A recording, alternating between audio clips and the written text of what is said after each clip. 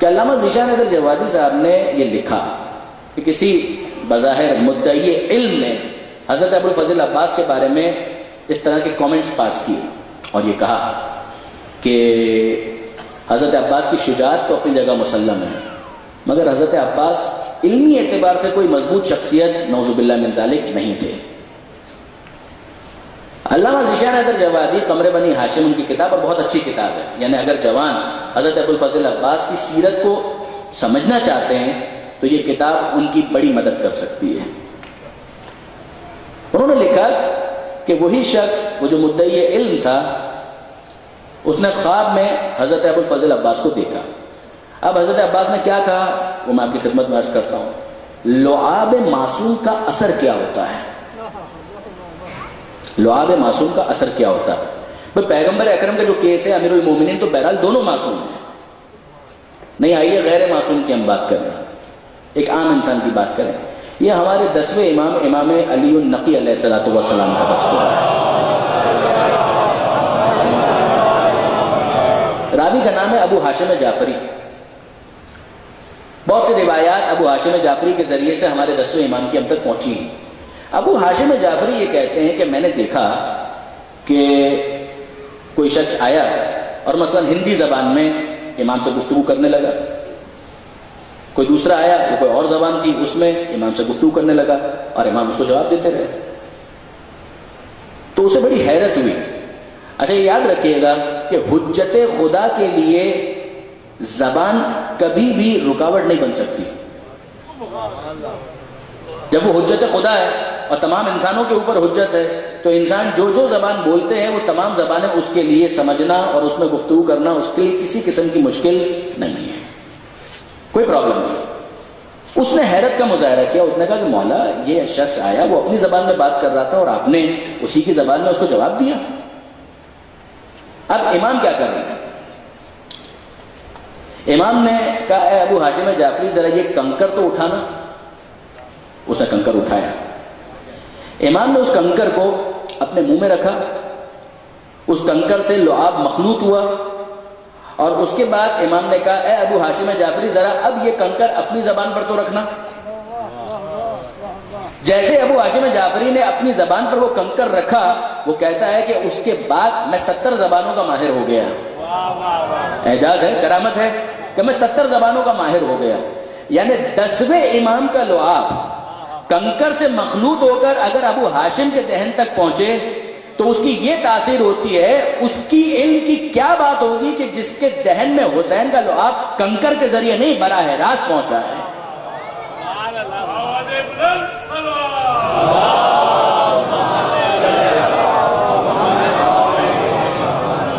جسے گویا امام نے اپنا علم چسا دیا ہے اس لعاب کے ذریعے سے۔ اور اب آپ غور فرمائیے کہ وہ مدعی علم جس کے خواب میں حضرت عباس آئے تو انہوں نے یہی کہا کہ ذرا اس مسئلے کا جواب تو دو۔ اس نے کہا یہ بہت مشکل مسئلہ ہے، کہا نہیں تمہیں تو علم کا بڑا دعویٰ ہے، کہا نہیں مولا یہ تو سمجھ میں نہیں آ رہا، کہا کہ ذرا سوچو کہ کئی واسطوں سے ہو کر جو علم تم تک پہنچا تو تم تو صاحب علم بن گئے اور میرے بابا کا علم براہ راست مجھ تک پہنچا اور میرے علم کے بارے میں شک کرتے ہو۔ درود بھیجیے گا محمد و آل محمد پر۔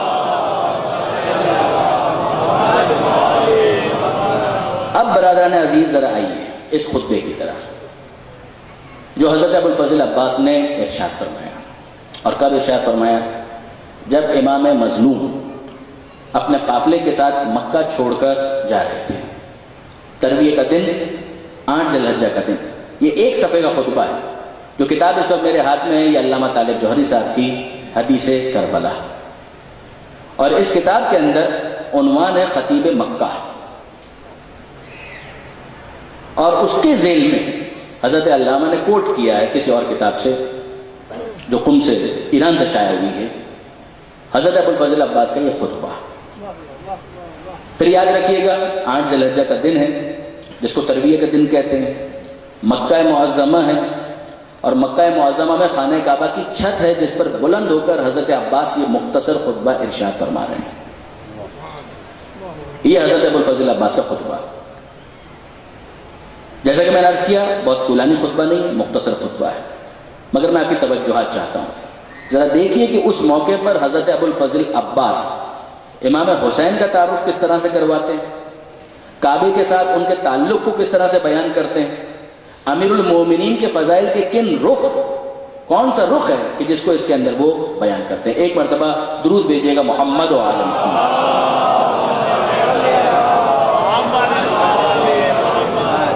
فرماتے ہیں بسم اللہ الرحمن الرحیم، شروع اللہ کے نام سے جو رحمان ہے رحیم ہے۔ الحمدللہ الذی، تمام حمد تعریفیں اس خدا کے لیے، خانہ کعبہ کی چھت پر کھڑے ہیں، فرماتے ہیں تمام تعریفیں اس اللہ کے لیے کہ شرف ھذا بقدوم ابیہ، کہ جس نے اس خانہ کعبہ کو حسین کے بابا کے قدموں سے عظمت عطا کی۔ شرف ھذا، اس کے شرف میں اضافہ کیا بقدوم ابیہ، علی کی ولادت خانہ کعبہ میں ہونا یہ علی کی فضیلت ہے یا خانہ کعبہ کی فضیلت ہے؟ فرماتے ہیں شرف ھذا بقدوم ابیہ، من کان بالامس بیتن، جو کل تک فقط گھر تھا، اصبح قبلتن، وہ اس کے بعد قبلہ قرار پایا۔ ایھا الکفرۃ الفجرہ، اے انکار کرنے والوں، اے فاجروں، تصدون طریق البیت الامام البررہ، تم نیکی کے امام کی راہ میں رکاوٹ بنتے ہو کہ وہ اس عبادت حج کو انجام نہ دے سکے، تم اس کی راہ میں رکاوٹ بن رہے ہو۔ من ہوا احق بہ من سائر البریہ ومن ہوا ادنی بہ، ساری دنیا میں کون ہے جو ان سے زیادہ کعبے کا مستحق اور ان سے زیادہ اس سے قریب ہو؟ اگر اللہ کی واضح حکمتیں، بلند اسرار اور امتحان خلق درمیان میں نہ ہوتے تو حسین کے قریب جانے سے پہلے کعبہ ان کے پاس اڑ کے آ جاتا۔ لوگ حجر اسود کو چومتے ہیں اور حجر اسود ان کے ہاتھوں کو بوسہ دیتا ہے۔ اگر میرے آقا کے ارادے اللہ کی مشیت کے پابند نہ ہوتے تو میں تم پر اس طرح سے جھپٹ پڑتا جیسے غضبناک باز اڑتی ہوئی چڑیوں پر جھپٹتا ہے۔ تم کن کو ڈرانا چاہتے ہو؟ کیا تم ان لوگوں کو ڈرانا چاہتے ہو جو بچپنے میں موت سے کھیلا کرتے ہیں؟ بڑے ہو کر وہ کیسے ہوں گے اس کا اندازہ خود کر لو۔ دوسروں کے ساتھ خود میں اپنے آپ کو اپنے عزیز ترین رفقا کے ساتھ مخلوقات کے اس سید و سردار پر فدا کرنے کا تہیہ کر چکا ہوں۔ پھر فرماتے ہیں ہیہات، افسوس، دیکھو اور پھر دیکھو، غور کرو، شراب خور کون ہے اور حوض کوثر کا مالک کون ہے؟ ایک طرف یزید ہے جو شرابی ہے، فاسق ہے، فاجر ہے، اور ایک طرف حسین ہے جو ساقی کوثر کے وارث ہیں۔ وہ کون ہے کہ جس کے گھر میں بدمس مغنی ہے، اور وہ کون ہے جن کے گھر میں وحی قرآن کا بصیرہ ہے؟ وہ کون ہے جس کے گھر میں لہو و نجاست کا پڑاؤ ہے، اور وہ کون ہے جس کے گھر میں تطہیر اور آیت کا قیام ہے؟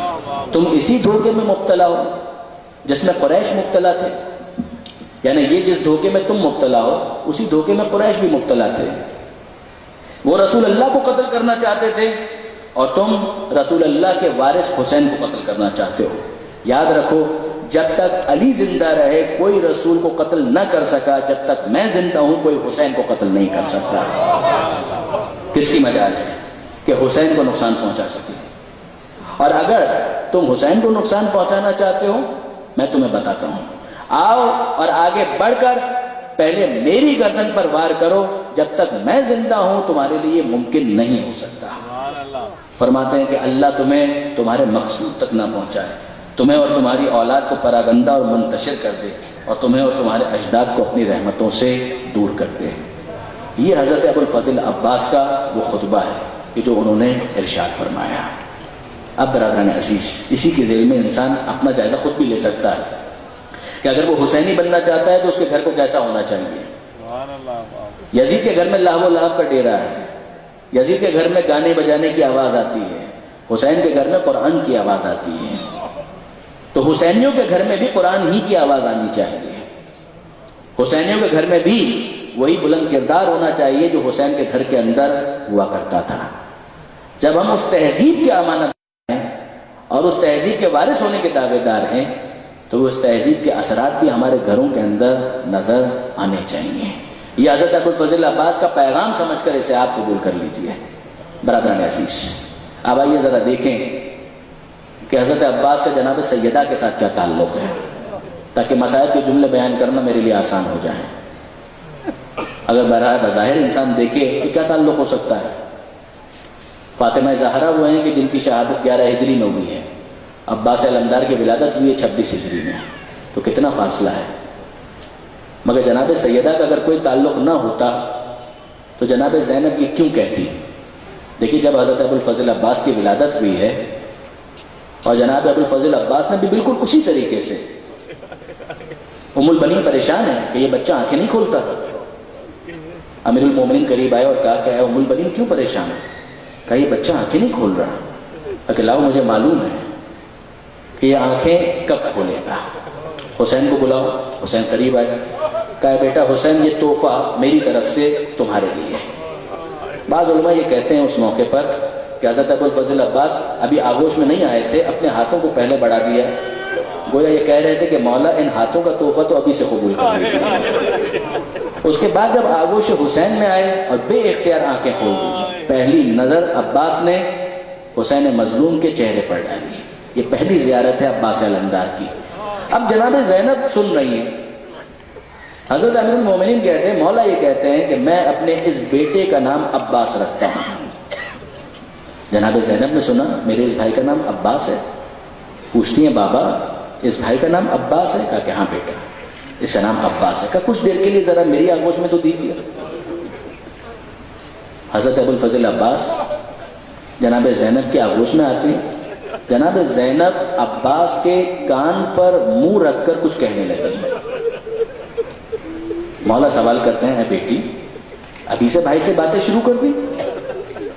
کہا نہیں بابا باتیں تو بعد میں بہت ہوں گی، ابھی تو ایک امانت تھی، اس امانت کو میں نے عباس کے سپرد کیا۔ کہا کون سی امانت؟ کہا میری ماں فاطمہ زہرا کی وصیت تھی کہ بیٹی زینب جب تیرا وہ بھائی پیدا ہو جس کا نام عباس ہوگا تو اسے میرا سلام پہنچا دینا۔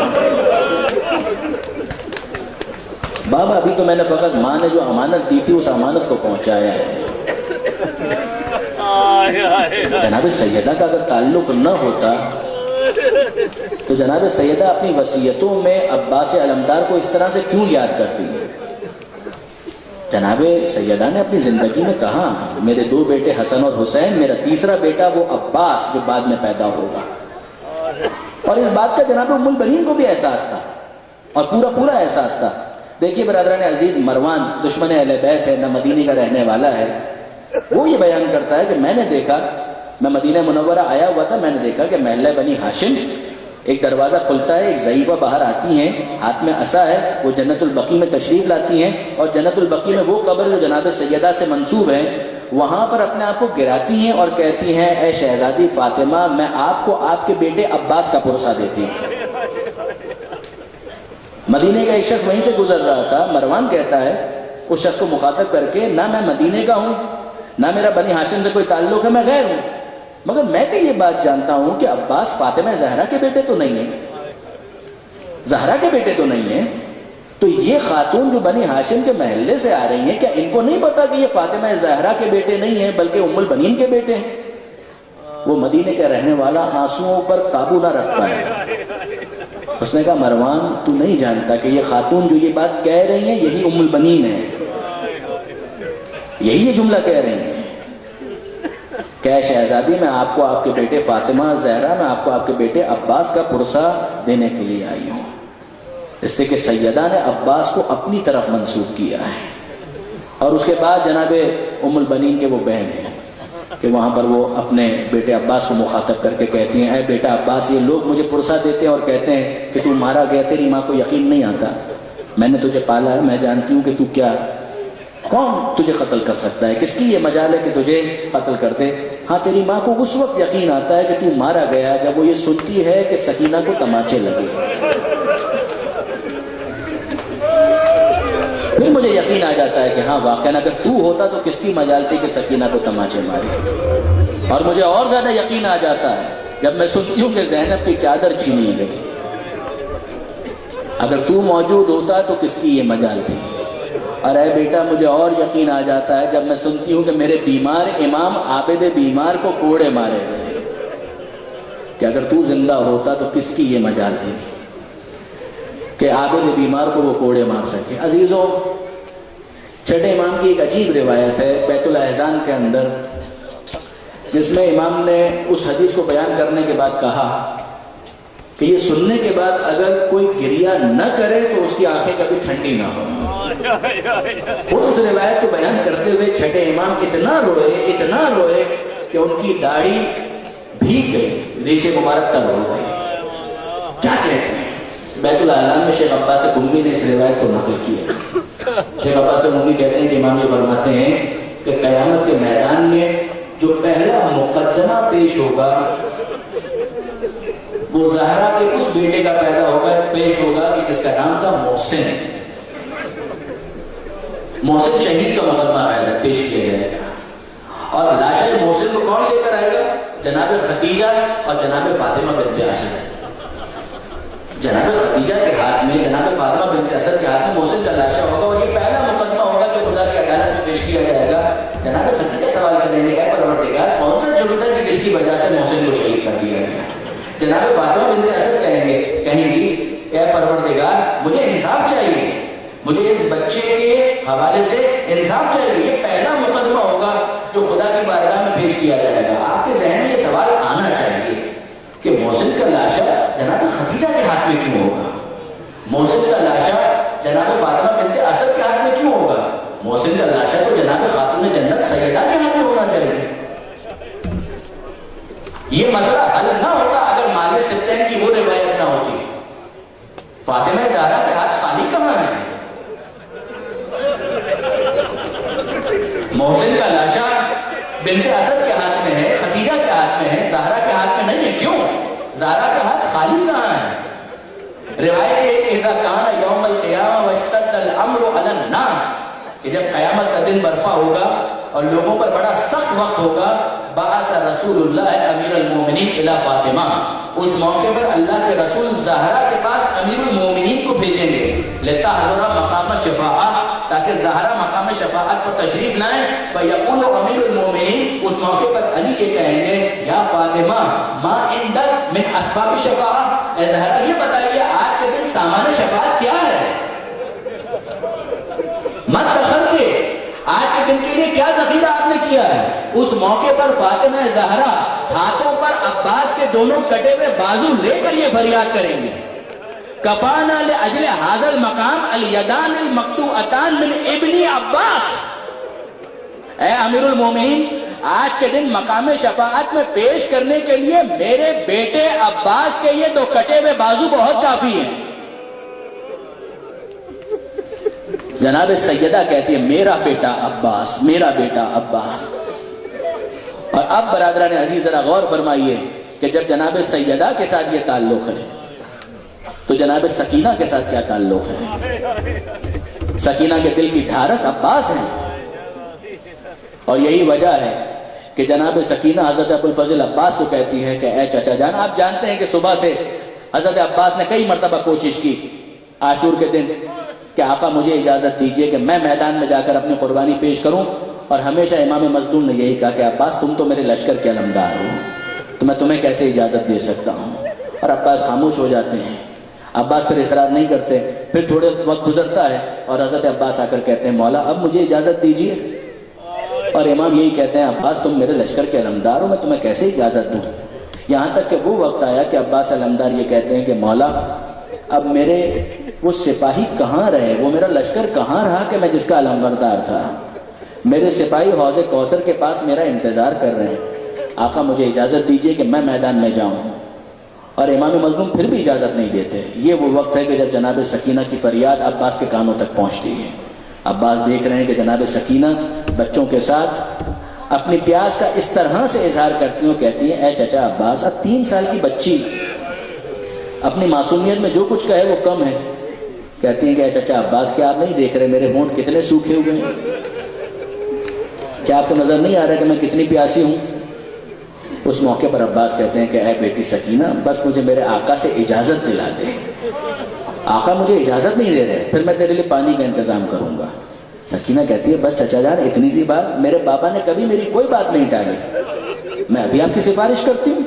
اور اب عباس گود میں سکینہ کو اٹھا کر حسین کے قریب آتے ہیں. حسین دور سے دیکھتے ہیں, ایک جملہ عباس سے کہتے ہیں اور ایک جملہ سکینہ سے کہتے ہیں. عباس سے کہتے ہیں جاؤ عباس, اب میں نہیں روکتا, جاؤ پانی کا انتظام کرو.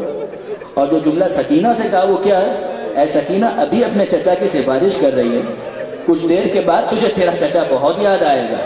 جب تماچے لگیں گے چچا عباس یاد آئے گا, جب تازیانے لگیں گے چچا عباس یاد آئے گا. اے سکینہ, کچھ دیر کے بعد تو اپنے چچا کو بہت یاد کرے گی. سکینہ ابھی بھی اپنی معصومیت میں کچھ سمجھ نہ پائی کہ میرے بابا کیا کہہ رہے ہیں, مگر اب عباس میدان میں جاتے ہیں. اب جیسے ہی میدان میں جانے لگے حسین کہتے ہیں عباس, تم نے زینب سے اجازت لی؟ جاؤ اور جا کر زینب سے اجازت لو. حضرت ابوالفضل عباس آئے جناب زینب کے خیمے میں اور آ کر اجازت لینا چاہتے ہیں. جناب زینب کہتے ہیں عباس ایک حدیث تو سنتے جاؤ, میرے بابا نے مجھ سے ایک بات کہی تھی. حضرت ابوالفضل عباس خاموشی کے ساتھ سن رہے ہیں. جی شہزادی فرمائیے. کہا میرے بابا نے کہا تھا اے زینب, اس کوفے میں کہ جہاں بڑے آرام سے رہ رہی ہے, ایک وقت ایسا آئے گا کہ جب اسی کوفے کے اندر اس طرح سے لایا جائے گا کہ تیرے بازوؤں میں رسی بندھی ہوئی ہوگی. اے عباس, میرے بابا نے جب کہا تھا تو مجھے یقین تھا کہ ایسا ہونا تو ہے, مگر جب میرے بھائیوں کی تعداد بڑھتی چلی گئی اور جب تجھ جیسا بھائی پیدا ہوا تو میں سوچا کرتی تھی کہ اگر کسی کا کوئی ایک بھائی بھی ہو تو کوئی اس کی طرف نظر اٹھا کر نہیں دیکھ سکتا. میرا تجھ جیسا بھائی موجود ہے تو کس کی مجال ہے کہ میرے بازوؤں میں رسی باندھے.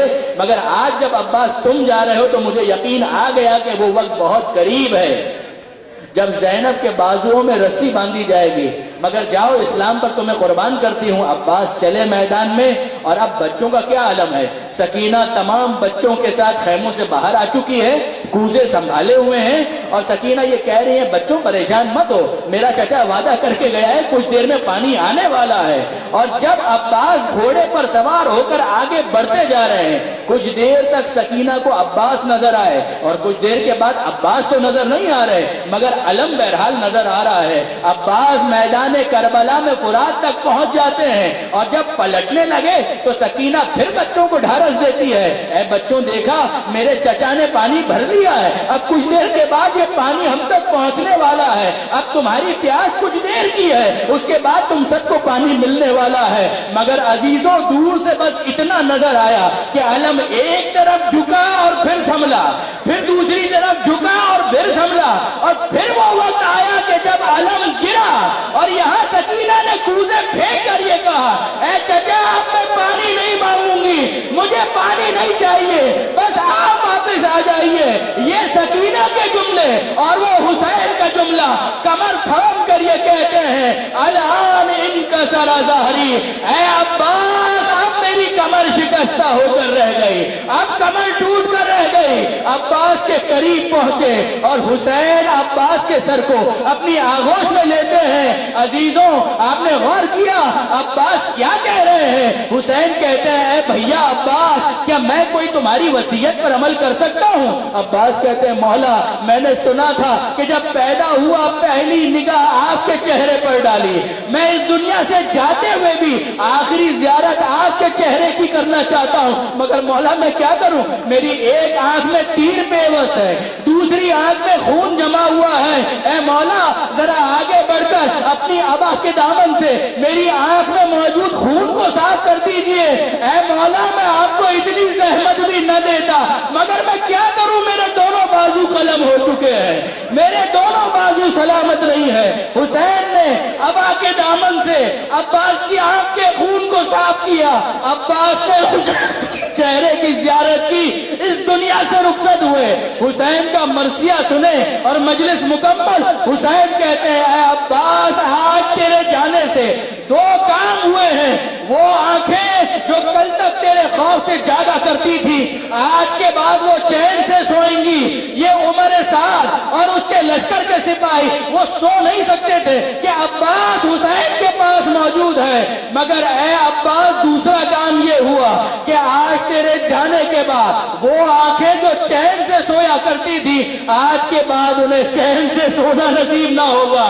اے عباس تیرے وجود کی وجہ سے زینب کو نیند آ جاتی تھی, ام کلثوم کو نیند آ جاتی تھی، سکینہ کو نیند آ جاتی تھی، آج کے بعد نہ زینب سو سکے گی نہ سکینہ